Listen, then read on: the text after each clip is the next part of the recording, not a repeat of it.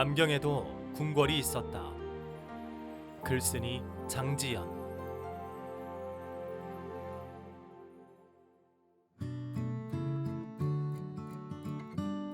12세기 남경 건설 과정.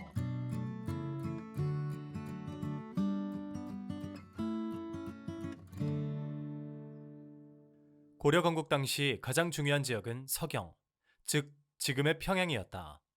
당시에는 각 처에서 지방 세력들이 성장하면서 자기 거점을 신성화하는 다양한 방법들이 동원되었다. 그러한 지방 세력 중 하나였던 왕건은 자신의 통합을 정당화해줄 상징적인 장소로 고구려의 수도였던 서경을 주목했다. 이를 통해 왕건은 상징적 권위를 잡고자 한 것이다. 초기 서경을 중시한 정책은 왕건의 훈요 10조에도 명시되어 있었지만 실제 서경을 중시하는 정도나 방식은 후대의 임금에 따라 차이가 있었다. 그러다 11세기 초반 현종 때를 거치며 개경을 실질적인 수도로 하되 서경을 상징적 중심으로 중시하는 조처를 통해 양 지역의 위상이 어느 정도 자리를 잡아갔다. 경주는 동경으로 명목을 유지하였지만 정치적으로 큰 의미를 갖지는 않았다. 이런 체제의 변화가 일기 시작한 것은 11세기부터였다.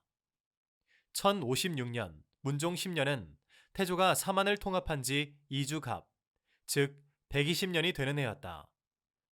당시 동아시아에는 목, 화, 토, 금, 수의 5가지 덕의 순서에 따라 왕조가 교체된다는 오덕종 시설이 크게 유행하고 있었는데 수덕을 표방하면서 건설된 고려에서는 수덕에 해당하는 6의 배수를 중시하였다.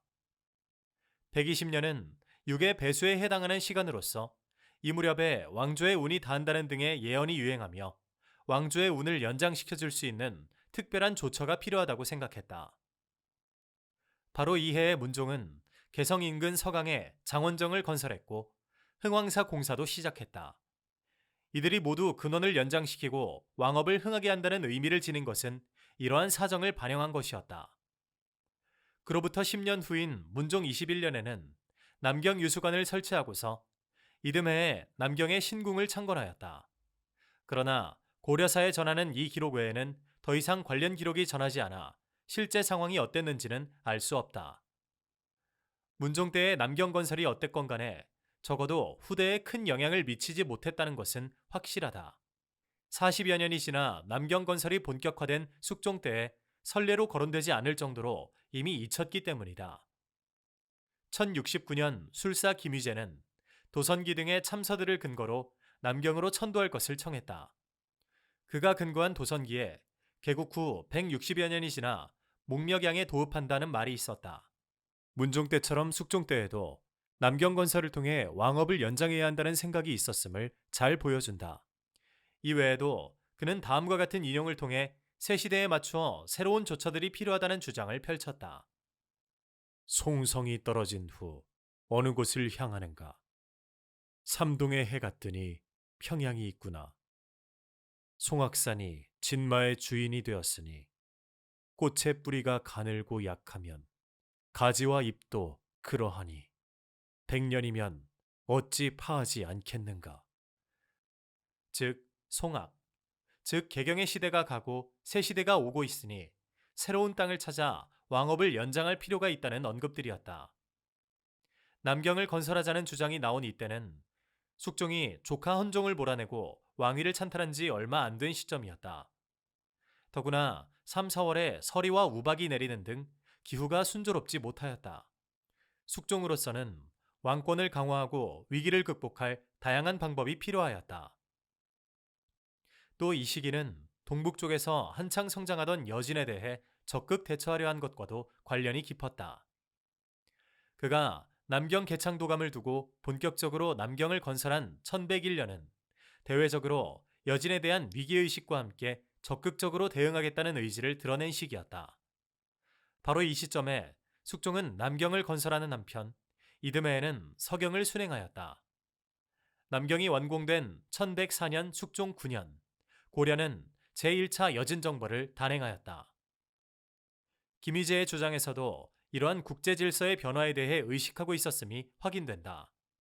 그는 남경을 개창한다면 사해의 물고기들이 한강에 조회한다거나 사방이 조회 혹은 36국이 조회해 올 것이다 라고 했다. 이는 고려 주변의 여러 나라들이 모두 조회해 올 것이라는 이야기로 변동하는 국제 질서 속에 고려를 중심으로 하는 새로운 국제 질서가 형성될 것이라는 희망을 담은 것이다. 건의가 나온 지 4년 만인 숙종 4년에 신궁을 개창할 땅을 남경에서 살펴보았고 숙종 6년 남경 개창도감을 설치하여 궁궐을 건설하기 시작했다. 이로부터 3년 후인 숙종 9년 5월 남경의 궁궐인 연흥전이 완공되고 8월에 숙종이 드디어 남경을 행차하며 남경의 시대가 열렸다. 연흥전, 즉 연장하여 흥성한다는 뜻을 가진 이 이름에는 장원정이나 흥왕사 등에서 엿보이는 국군의 연장과 흥업을 기대하는 바람이 담겨 있다.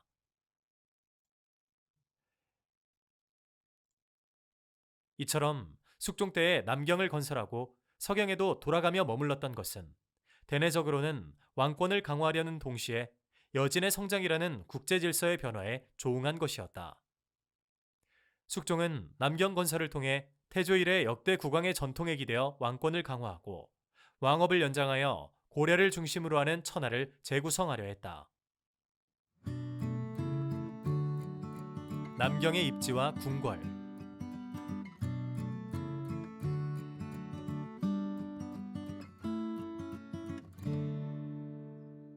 숙종이 남경을 찾을 당시 김희재가 거론한 주요 지형지물은 한강의 북쪽, 목멱산 인근, 삼각산의 남쪽이라는 세 지점이었다.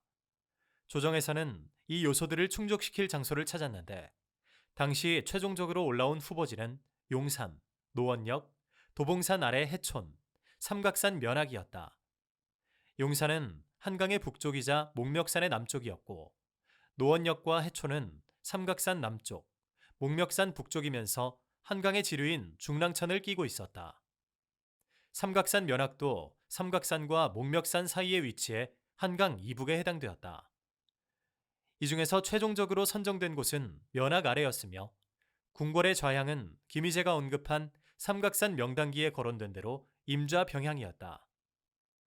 임좌병향은 북북서에 앉아 남남동을 향하는 방위를 말한다. 남경의 영역은 정확하지 않다.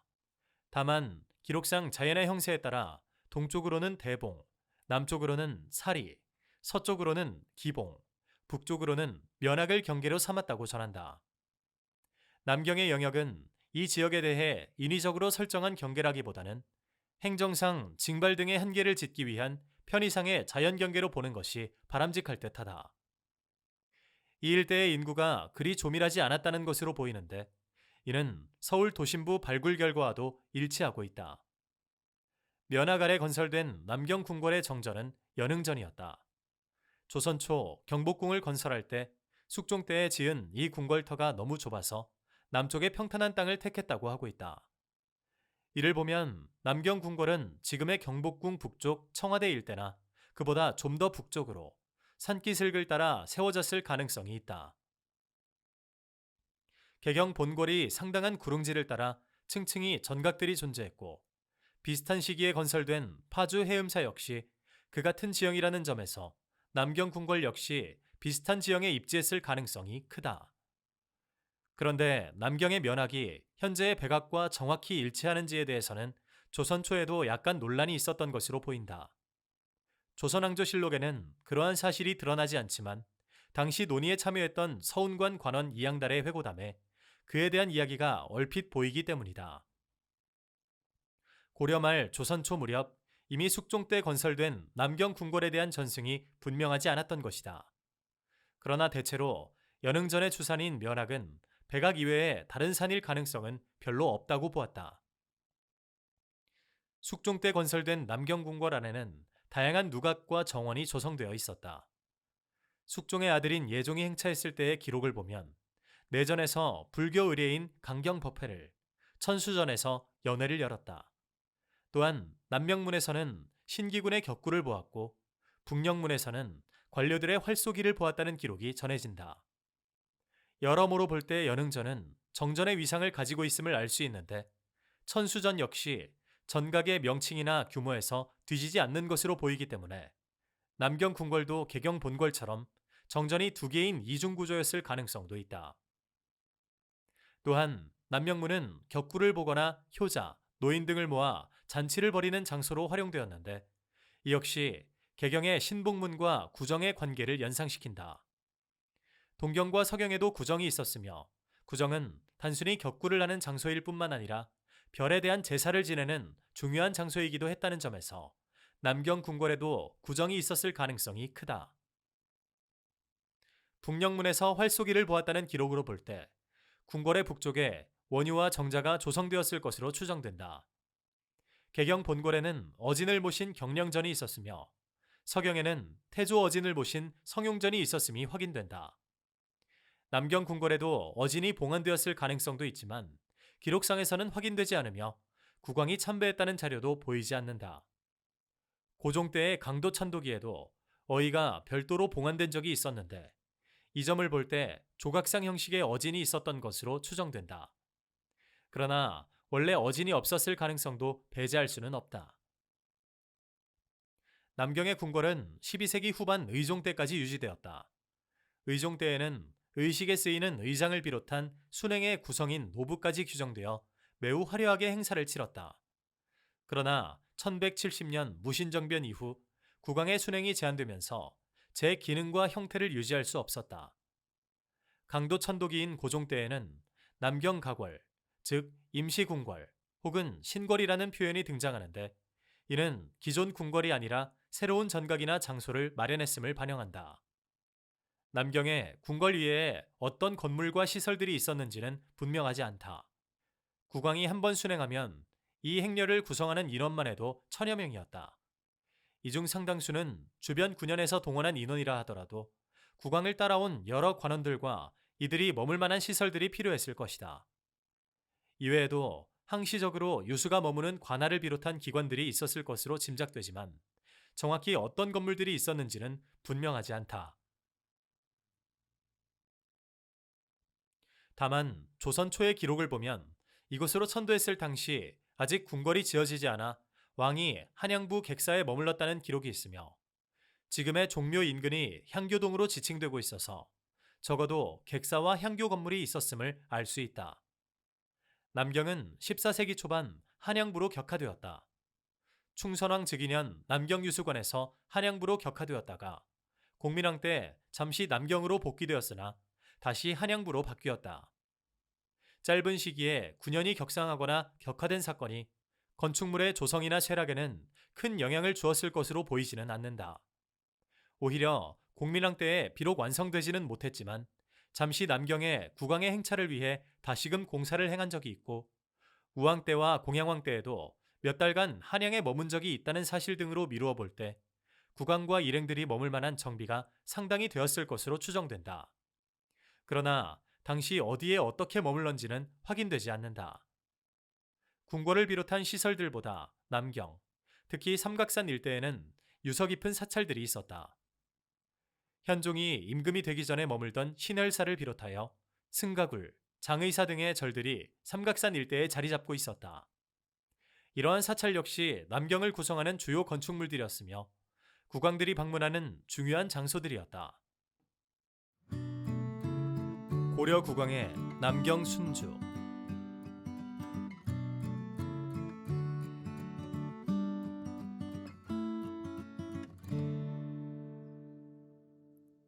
김희재의 상서에서는 도선기를 인용하여 개경에 10일에서 2월, 남경엔 3에서 6월, 서경에 7에서 10월 돌아가며 머물라고 건의하였다.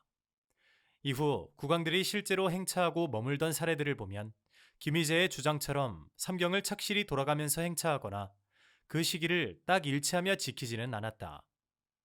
대체로 3에서 7월에 농번기를 피하여 12세기의 경우에는 대략 한 달 정도 남경에 머물렀고 길어도 3개월을 넘지 않았다. 한편 의종 때에는 서경과 남경 순행 당시 필요한 의장도 규정했다.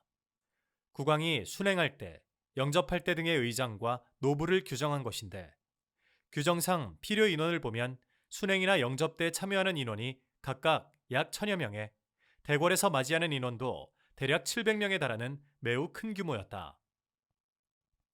이는 고려에서 가장 중요한 국가의례였던 연등회와 팔관회의 버금가는 매우 위상이 높은 행렬이었다.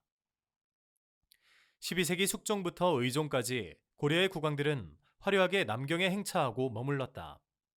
그러나 무신정변 이후에는 국왕들의 행동 반경이 개경 인근으로 제한되면서 남경 순행이 이루어지지 못했다. 게다가 몽골 침입으로 강도로 수도를 옮긴 이후에는 더욱더 국왕이 남경에 행차하는 것이 불가능하였다. 그래서 이 시기에는 국왕이 직접 가는 대신 어의를 남경의 궁궐에 모시는 것으로 국왕의 순주를 대신했다.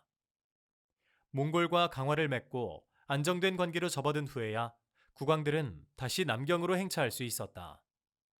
그러나 이때는 이전과 같은 행차가 아니라 사냥을 위한 행차로 기록되었다.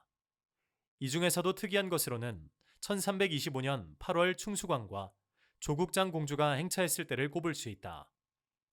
이때 이들은 용산에 머물렀는데 당시 임신 중이던 조국장 공주가 출산 도중 사망하는 불행한 일이 발생했다. 사냥을 목적으로 했던 국왕의 남경 행차가 다시 이전과 같은 형태로 이루어진 것은 우왕 때와 공양왕 때에 들어서면서였다. 우왕은 1382년 9월부터 이듬해 2월까지 남경에 머물렀고 공양왕은 1390년 9월부터 이듬해 2월까지 머물렀다. 12세기에 이루어졌던 국왕의 행차에 비해 이 시기는 머무는 기간은 길어졌지만 농번기를 피했다는 점은 동일하다. 우왕이나 공양왕의 남경 행차는 숙종 때의 남경 개창 때 그랬던 것처럼 원나라와 명나라가 교체하고 외구의 침입이 거센 국제 질서의 격동 속에 왕업을 연장하고 왕권을 강화하려는 목적에서 이루어진 것이었다.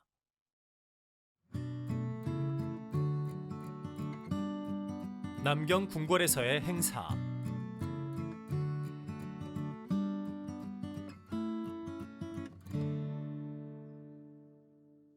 서경에서 가장 중요한 의례로는 팔관회가 있었다. 서경의 팔관회는 개경보다 더 일찍 열려 국왕이 10월에 순행하여 서경에서 팔관회를 행하고 11월에 개경으로 돌아와 팔관회를 행하곤 하였다. 그러나 남경의 경우에는 팔관회를 행했다는 기록은 보이지 않는다.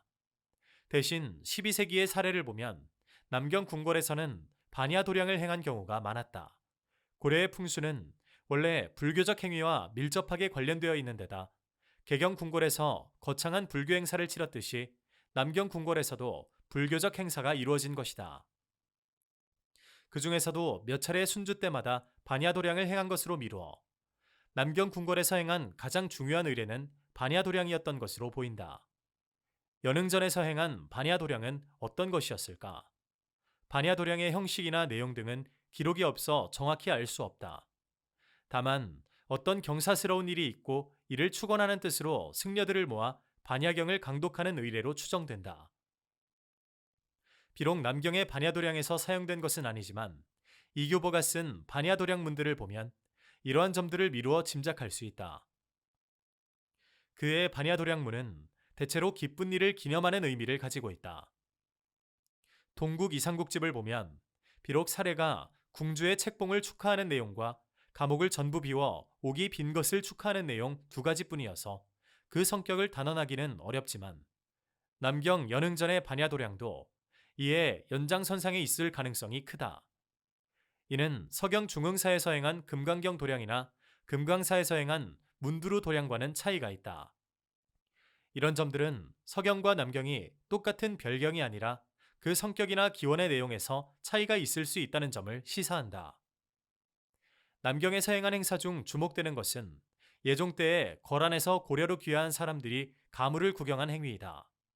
물론 반발성 행사로 그쳤지만 이는 남경을 설치한 의미와 관련되기 때문이다. 남경을 설치하여 국왕이 일정 기간 머무르면 사해가 조공을 바칠 것이라는 예언을 이러한 형식으로 재현했을 것이다.